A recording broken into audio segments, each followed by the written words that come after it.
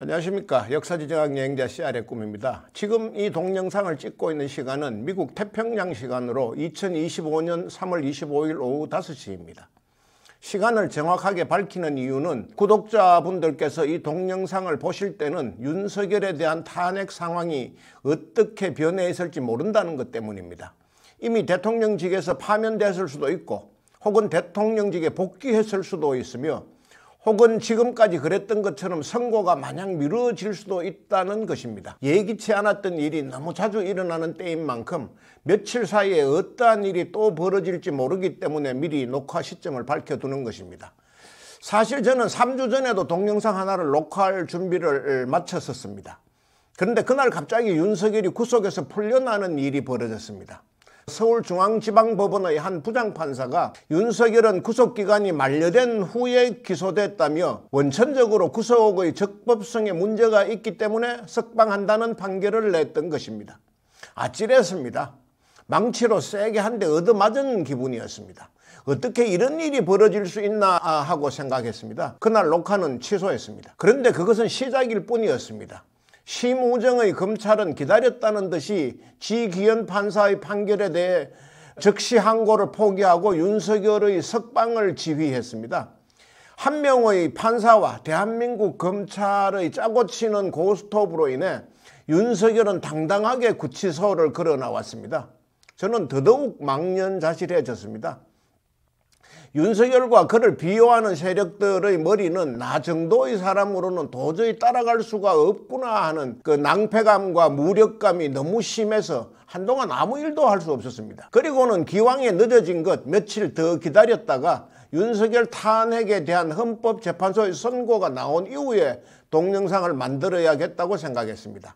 그때만 해도 3월 14일 금요일에 탄핵 선고가 날 것이라는 추측이 대세였습니다. 그래서 선고가 난 후 주말 동안에 생각을 다시 정리해서 동영상을 만들어야겠다고 생각했습니다. 그런데 그 후 탄핵 선고가 마냥 늦어지기 시작했습니다. 화멍차사였습니다. 내란이 너무 뻔한데 그것이 그렇게 오래 생각해야 할 일은 아닌 것 같은데 도대체 뭐 때문에 탄핵 선고가 늦어지는지 알 수 없었습니다. 다른 어떤 일도 손에 잡히지 않고 밤잠도 설치게 되는 소위 계엄 공황 정세가 계속됐습니다. 사실 이 CR의 꿈 동영상은 60대 중반의 동갑내기 부부가 다른 생업에 종사하면서 틈틈이 만들고 있기 때문에 시시각각으로 변하는 시사 문제는 도저히 따라잡을 수 없습니다. 녹화 후에도 최소한 2, 3일 정도의 후반 편집 작업이 필요한데 최근의 상황은 모든 것이 너무 빨리 변하고 있습니다. 그래서 몇 주 동안 동영상을 올리지 못하고 있었는데 그 사이에 마침내 한덕수 총리가 대통령 권한대행으로 되돌아오는 사태까지 벌어졌습니다. 내란 공범이자 국론 분열의 주범들이 한 명씩 되살아나기 시작한 것 같습니다.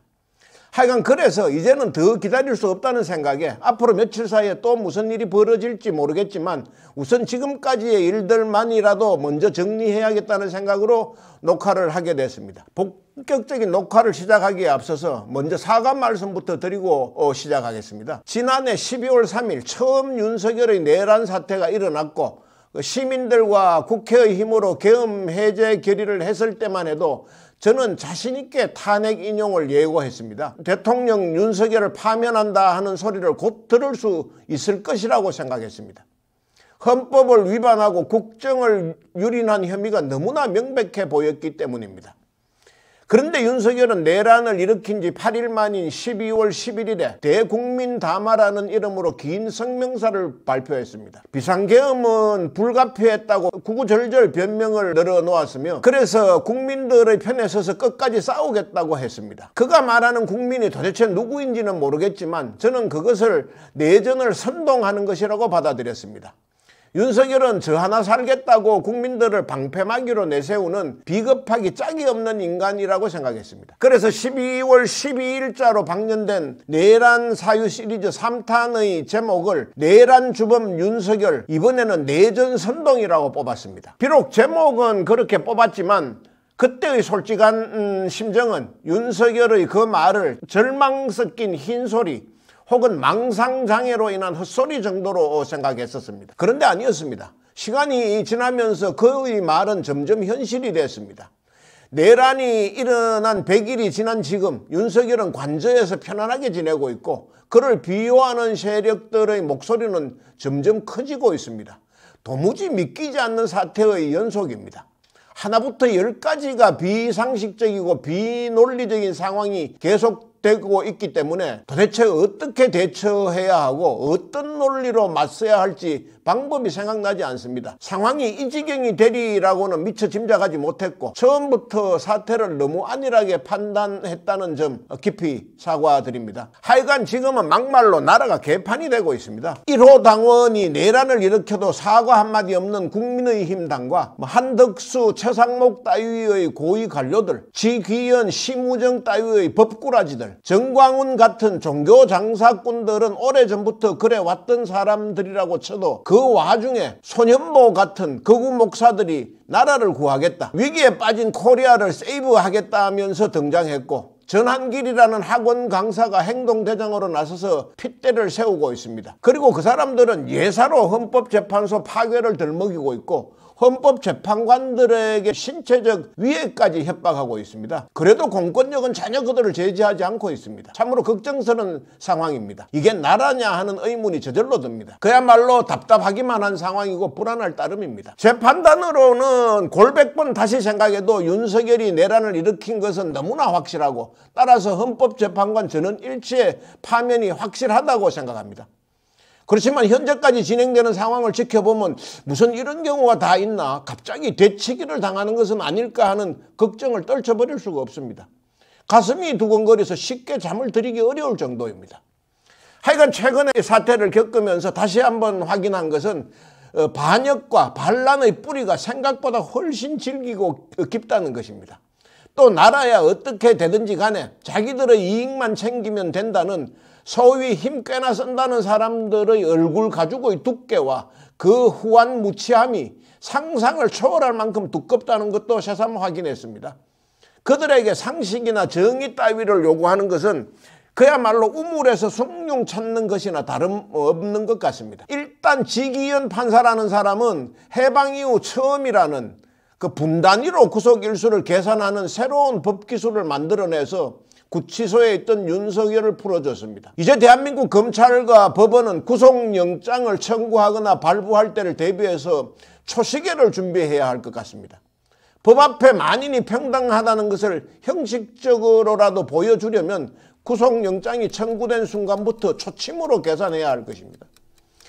대한민국 법원과 판사가 언제부터 그렇게 분단위로 시간을 측정해가면서 피의자들의 인권을 돌봐왔었는지 참으로 가소로울 따름입니다. 제 생각에 지기현 판사, 그 사람의 이름은 아마 역사에 기록될 것입니다. 간신 또는 기회주의자의 하나의 전형, 실정 사례로 박제될 것입니다. 6411번 버스를 외쳤던 노회찬은 법은 과연 만인에게 평등한가 아니면 만 명에게만 평등한가라고 절구했던 적이 있습니다. 지기현의 윤석열 석방 판결은 새삼 그 말을 떠올리게 합니다. 법이 1만 명에게만 평등해도 대한민국의 나머지 4천 수백만의 국민들, 거의 대부분의 보통 사람들은 너무너무 억울할 판인데 지기현은 그나마 1만 명도 아닌 딱 윤석열 한 명을 위해서 법을 거의 새로 만들다시피 한 기존과는 완전히 다른 법기술을 구사했습니다. 이승만의 3선을 위한 개헌 때 한 표 차이로 이미 부결이 선포됐던 개헌안을 4.4.5입이라는 기성천외한 논리를 제공해서 의결을 뒤집게 만들었던 당시 서울대학교 교수였던 수학자 최윤식과 더불어서 지기현은 권력에 아부하기 위해서 법과 학문을 마음대로 변형시킨 곡학아세하는 사람의 전형으로서 간신과 기회주의자의 명예의 전당에 이름을 올려야 된다고 생각합니다. 지기현의 구속 취소에 대해서 기다렸다는 듯이 즉시 항고 포기로 윤석열의 석방을 지휘한 심우정의 검찰도 놀랍기는 마찬가지였습니다. 그들은 집판사의 판결의 적법성 여부를 윤석열의 내란 혐의에 대한 공판에서 가려보겠다고 했습니다. 개도 웃을 이야기입니다. 가둬둔 채로 잘잘못을 가리려고 해도 온갖 법기술과 핑계를 부려가며 빠져나가는 사람들을 아예 풀어준 채 재판을 진행하겠다는 것은 빨리 나가서 증거들을 조작하고 증인들을 회유하고 협박하라는 것과 다름없습니다. 내란 수괴인 윤석열을 구속하기 위해 온 나라가 도대체 얼마나 큰 홍역을 치렀는지는 삼척동자도 알고 있습니다. 그를 다시 잡아 가두려면 또 얼마나 큰 논란과 소동이 벌어질지도 얼마든지 짐작할 수 있는 상황입니다.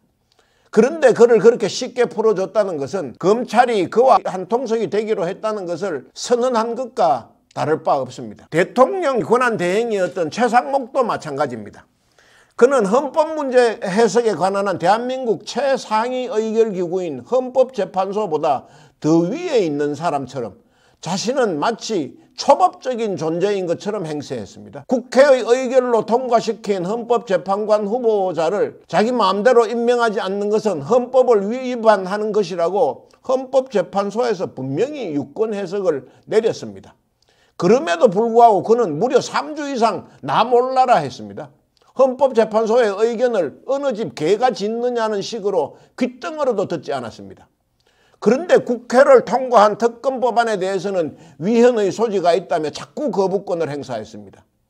또 헌법재판소가 윤석열의 탄핵에 대한 최종 선고를 하면 그것은 여야나 국민 모두가 수용해야 한다고 말하고 있습니다. 최상목에게 있어서 헌법은 도대체 무엇이며 위헌과 합헌의 경계, 지켜야 할 법과 지키지 않아도 되는 법의 한계는 어디인가 하는 것을 묻고 싶습니다. 참으로 놀라운 일입니다. 저는 윤석열 탄핵 사유 첫 번째 동영상에서 윤석열이 비상계엄을 선포하기 전에 이미 그런 징후를 느꼈다고 말씀드린 바 있습니다. 나름대로 오랫동안 역사지정학을 공부해온 입장에서 또 세계 각국의 독재자들이 수시로 연출했던 계엄이나 초법적 조치들을 유심히 살펴봐왔던 경험을 바탕으로 그렇게 말씀드렸던 것입니다. 윤석열과 그 일당들이 뭔가 비상조치를 계획에 두지 않는 한 국민과 국회를 대상으로 저렇게 안하무인으로 행동할 수는 없다고 느꼈습니다. 저는 이번에도 자꾸 두려운 생각이 듭니다. 대단한 통찰력과 해안을 가진 유시민 작가는 윤석열과 비호 세력들의 일련의 행위가 각자 도생을 하는 차원에서 비롯되었기 때문에 특별한 시나리오나 컨트롤 타워가 있는 것이 아니기 때문에 큰 걱정을 하지 않아도 될 것이라고 했습니다.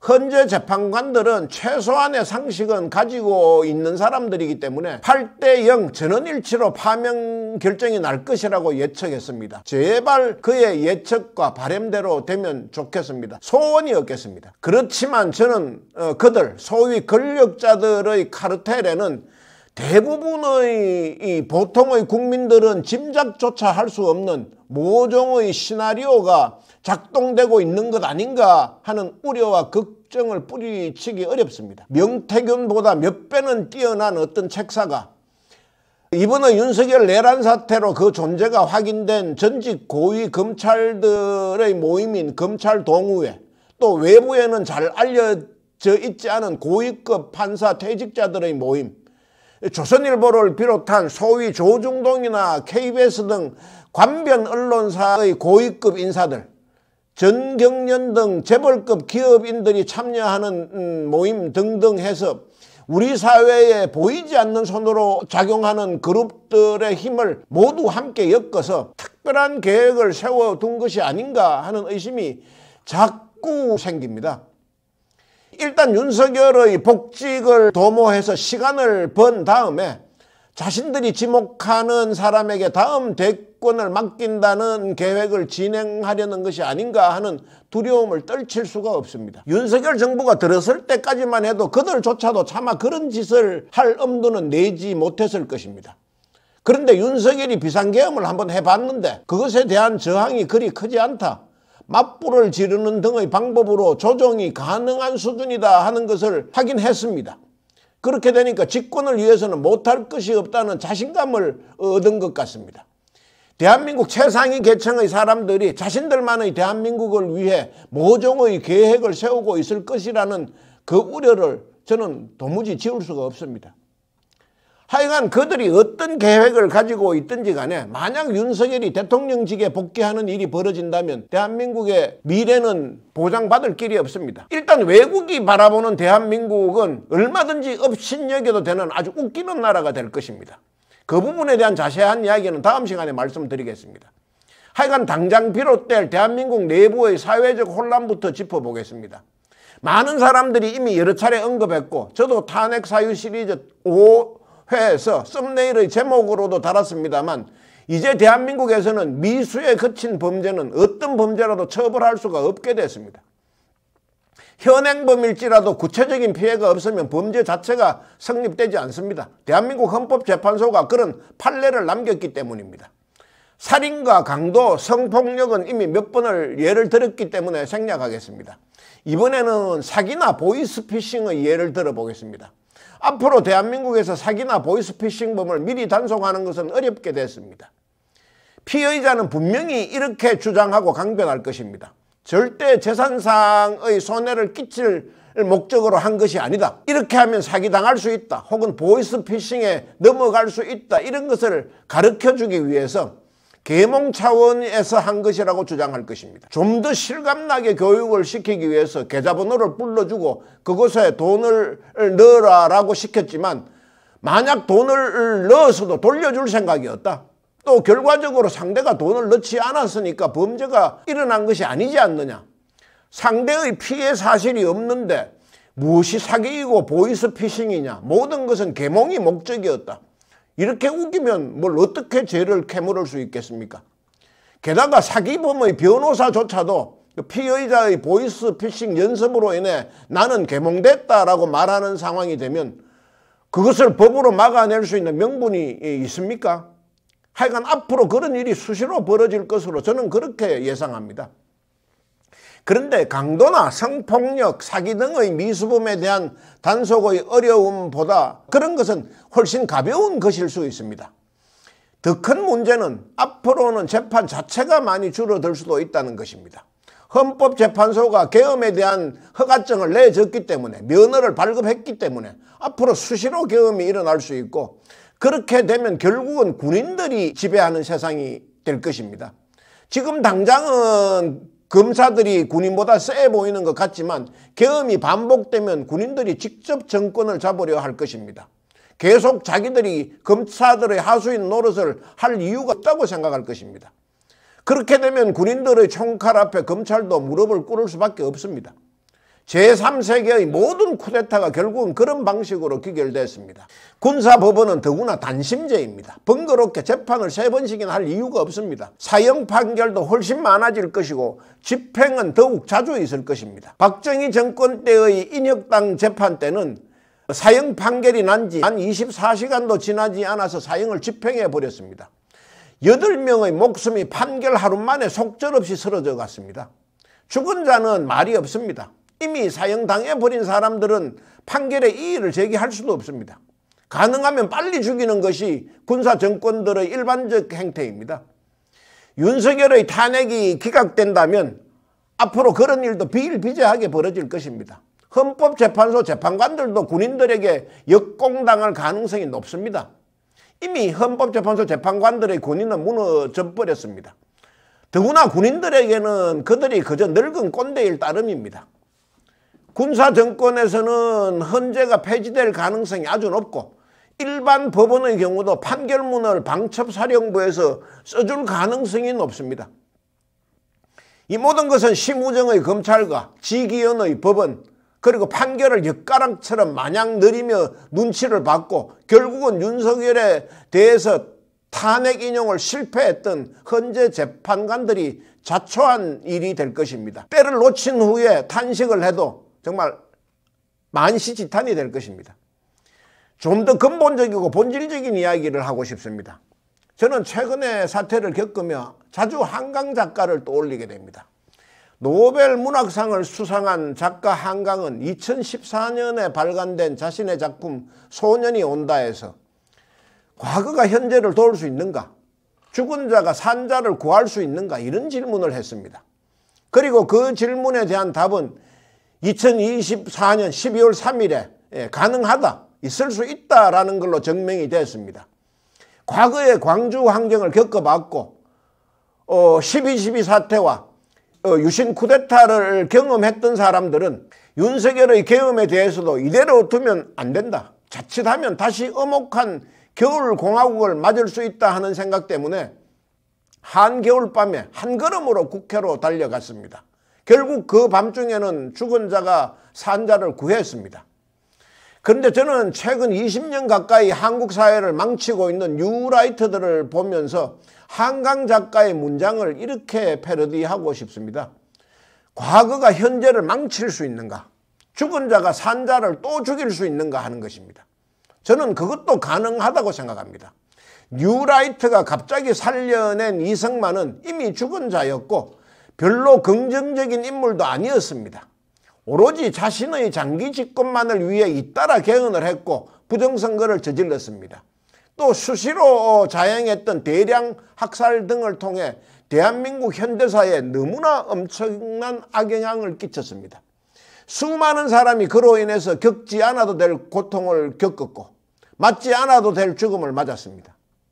그런데 오늘날 아주 나쁜 생각과 음산한 기운을 가진 사람들이 그러한 이승만의 무덤을 파묘함으로써 아주 고약하고 험한 것이 되살아났습니다. 대한민국을 사정없이 망치고 있습니다. 과거가 현재를 망치고 죽은 자가 산 자를 또 죽이고 있습니다. 뉴라이트들의 파묘 노름은 이쯤에서 중단시켜야 됩니다. 이승만도 원래의 자리로 되돌리고 영면시키고 관뚜껑을 다시 덮어야 합니다. 한강 작가는 또 이렇게 물었습니다. 인간은 어떻게 이토록 폭력적인가? 동시에 인간은 어떻게 그토록 압도적인 폭력의 반대편에 설 수 있는가? 앞에서 언급했던 소년이 온다의 에필로그, 작가의 말에서 한강 작가가 육성으로 직접 한 말입니다. 사람은 그 두 종류가 다 있습니다. 그토록 폭력적인 사람도 있고 압도적인 폭력의 반대편에 서는 사람들도 있습니다. 지금 제 눈에는 계엄을 일으킨 세력과 계엄을 옹호하는 세력, 그 사람들이 이토록 폭력적인 사람들에 해당되는 사람들로 보입니다. 또 계엄을 선포한 날 앞뒤 재지 않고 국회로 달려가서 장갑차를 맨몸으로 막아선 시민들이 그토록 압도적인 폭력의 반대편에 선 사람들로 보입니다. 역사에는 그러한 성향을 극단적으로 띈 사람들도 많습니다.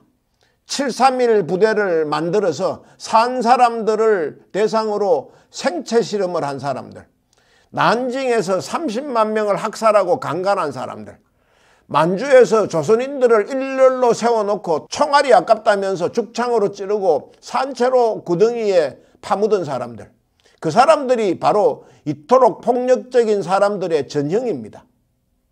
그런데 그러한 짓을 했던 사람들의 정신적인 후예인 그 일본 극우 세력들의 앞잡이가 돼서 대한민국 역사를 조작하고 대한민국 국론을 분열시키는 소위 뉴라이트라는 사람들, 그 사람들은 이토록 폭력적인 사람들 중에서도 더 폭력적이고 폭력에다가 간교함까지 더한 사람들입니다.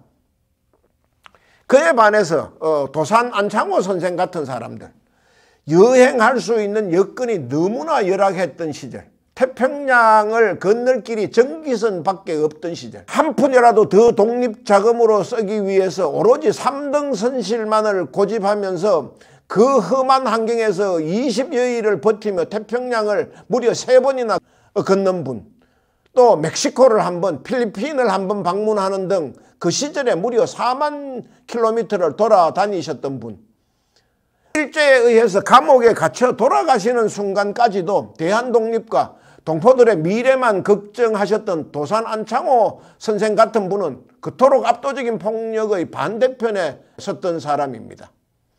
또 한 번만 경험해도 몸서리가 쳐진다는 그 끔찍한 일제시대의 형무소를 무려 17번이나 가면서도 자신의 호를 감옥에서 받은 재수번호인 264번 264로 하면서까지 끝끝내 독립정신과 저항정신을 잃지 않았던 청포도의 시인 264 선생 같은 분들이야말로 그토록 압도적인 폭력의 반대편에 선 사람의 표상입니다.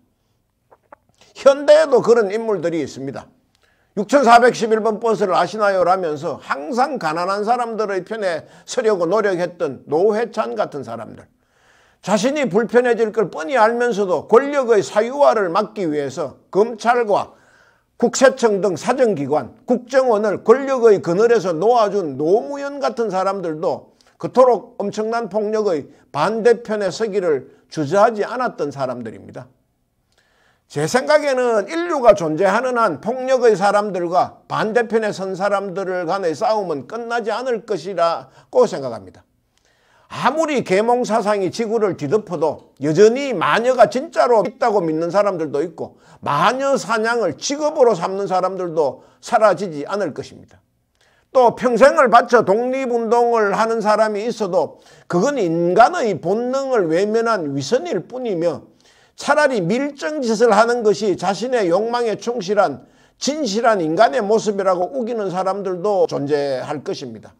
내 몸 하나 잘 먹고 잘 살자는 것, 그것만이 진실된 인간의 삶이라고 믿는 뉴라이트 계열의 사람들과 내가 조금 손해보더라도 더불어 함께 사는 것이 옳은 길이고 나아갈 방향이라고 믿는 도산 안창호나 이육사, 노회찬, 노무현 같은 삶을 살려는 사람들, 그 두 세력은 영원히 평행선을 그릴 것입니다. 저는 최근 몇 달째 광화문에서 계속되고 있는 탄핵 찬성과 탄핵 반대 집회 광경을 뉴스 화면으로 지켜보면서 그곳에서도 이토록 폭력적인 사람과 압도적인 폭력의 반대편에 서는 사람들의 모습을 봤습니다. 한쪽의 사람들은 모임이 끝나면 뭔가를 주고받고 계산하는 듯한 모습이 많이 보입니다. 아마 동원된 사람들에게 일당을 지급하는 것이 아닌가 싶습니다. 다른 한편의 모임의 사람들은 전원이 서로 모르는 사람들인 것 같습니다. 각자 모인 것 같습니다. 일체 돈이나 물건을 주고받는 모습을 보이지 않고 또 간혹 모임에 오지 못한 사람들이 미안해서 선결제를 해준 커피나 간단한 요깃거리를 먹는 모습은 볼 수 있습니다. 또 한쪽에서 주로 들려오는 구호나 노래는 문형배를 밟아 이미선을 죽여 헌재를 폭파해 하는 식의 과격하고 폭력적인 내용뿐입니다. 그런데 다른 쪽에서는 아침 이슬이 불려지고 소녀시대의 다시 만난 세계가 흘러나오고 문화예술인들이 나와서 콘서트를 여는 등 문화축제 같은 모습이 연출됩니다. 저는 이런 모습에서도 이 두 그룹 간의 심각한 문화 차이를 느끼고 윤석열이 파면된 이후의 세상과 윤석열이 대통령으로 되돌아온 후의 세상을 미리 그려볼 수 있습니다. 아시는 분은 아시겠지만 저는 현재 미국에 살고 있습니다. 그런 저에게 한동안 조국 대한민국은 큰 자랑거리였습니다. K-팝과 K-드라마에 이어서 K-뷰티, K-푸드, K-방역 등등이 한국인, 한민족으로서의 자부심을 느끼게 해줬습니다. 그런데 한순간 K-왕자 손바닥이 나오고 K-이태원 참사, K-새만금 잼버리 등이 나오면서 조금 부끄러워지기 시작했는데 어느 순간 K-계엄, K-마셜로가 나와버렸습니다. 정말 쥐구멍이라도 찾고 싶었습니다. 주변의 미국인들이 도대체 무슨 일이냐며 물어왔을 때 대답이 궁했습니다. 그런데 시민들이 계엄군을 막아서고 국회에서 계엄 해제 결의안을 내자 안도의 한숨을 내쉬었고 주변의 외국 사람들도 K민주주의, K데모크라시의 저력이라며 격려해 줬습니다. 그런데 또 100일이 지났는데 여전히 미국 TV의 화면에는 두 쪽으로 나뉜 광화문의 집회 광경을 보여주고 있습니다. 몇 날 며칠 반복되는 그 장면들을 보면서 주변 사람들이 묻습니다. 저한테 지금까지의 K는 도대체 뭐였나? 신기루였나? 아니면 모래 위에 지어진 탑이었나? 정말 한국에서 민주주의가 꼽히는 것은 쓰레기통에서 장미꽃이 꼽히는 것만큼이라도 어려운 것이냐? 이런 이야기를 하는 사람들이 제 주변에도 설설 생겨나고 있습니다. 참으로 안타깝습니다. 빨리 한국이 원래의 자리로 돌아가면 좋겠습니다. 한시 앞에 윤석열이 탄핵되고 모든 것이 제자리로 돌아가서 한때 G7에 이어 G8이 될 뻔하기도 했던 대한민국의 원래의 모습을 되찾았으면 좋겠습니다. 다음 동영상을 찍을 때는 윤석열이 더 이상 대한민국의 대통령이 아닌 세상이 됐으면 좋겠습니다. 오늘은 여기까지 하겠습니다. 감사합니다.